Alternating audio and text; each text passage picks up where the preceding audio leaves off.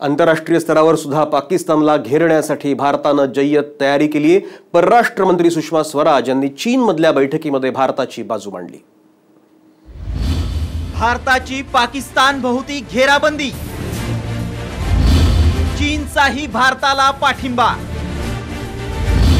शांतता राखण्याचं चीनचं आवाहन।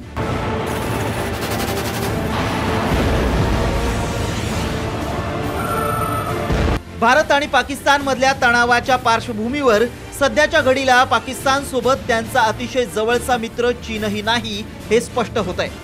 एअर स्ट्राईक नंतर चीन पाकिस्तान सोबत उभा राहील असं बोललं जात होतं, मात्र चीनच्या परराष्ट्र मंत्रालयानं दोन्ही देशांनी शांतता राखण्याचं आवाहन केलंय। दोन्ही देशांमधला संघर्ष संपायला हवा असं आवाहन चीननं केलंय।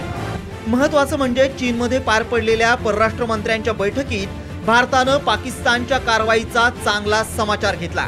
भारतानं केलेलं एअर स्ट्राईक हे जैश ए मोहम्मदच्या विरोधातलं पाऊल होतं।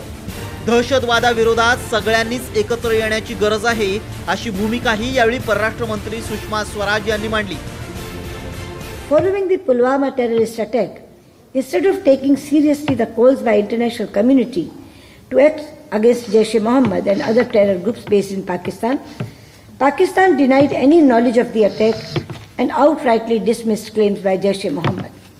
In the light of continuing refusal of Pakistan to acknowledge and act against terror groups on its territory, and based on credible information that Jaish-e-Mohammed was planning other attacks in its various parts of India, Government of India decided to take preemptive action.